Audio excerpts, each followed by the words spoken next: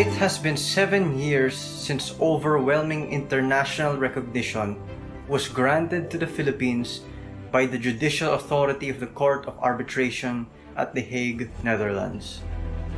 It has been 7 years since the landmark ruling that certifies undisputable Philippine sovereignty over the West Philippine Sea and the features that encompass it. And yet, it has been 7 years to which the People's Republic of China continues to disregard the Philippines' exclusive rights and sovereignty over the region.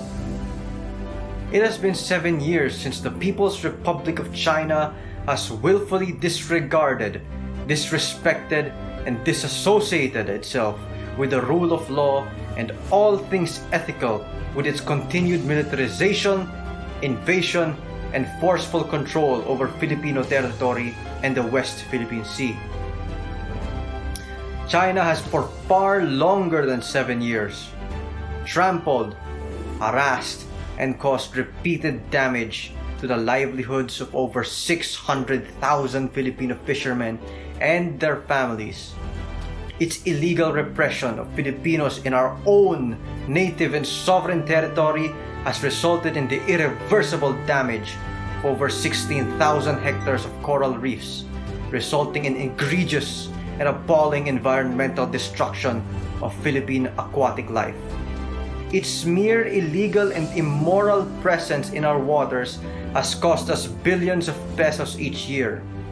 The vast resources and wealth abundant in the West Philippine Sea should be as provided by the Constitution for the exclusive benefit of the Filipino people alone. But what is happening now? China's efforts in establishing a red hegemony over territory that does not belong to them has only served to prolong the suffering of our people and has posed a massive threat not just to Philippine peace and security, but to the peace of the world. And so what does July 12 mean for you? Because to China, it means nothing. So as long as they continue to abide by the rule of the jungle and not the rule of law, you as a Filipino are cheated, blindsided, and robbed of wealth that is our nation's exclusive enjoyment. Let July 12 not be a footnote on our calendars. Let it not even be a mere reminder for our vigilance, but let it be the fire that fuels our action to work for change, peace, justice, and Filipinos' rightful exercise of Philippine sovereignty over the West Philippine Sea. China, shame on you for your illegal and abusive presence in Filipino waters. Shame on you for your constant harassment of Filipino fishermen. Shame on you for your environmental degradation over Filipino maritime ecosystem.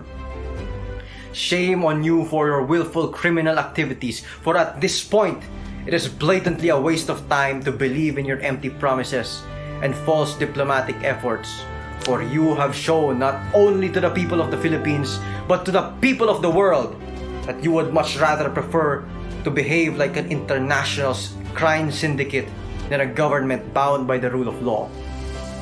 And to the Filipino people, let us take a step forward. Let not an inch of Filipino water be once more invaded by China's salami slicing. But let us take back the sovereign territory already infiltrated by the Red Dragon's attempts at undermining our freedom as a nation. Let us continue to abide by the rule of law, unlike the Red Dragon abusing its powers.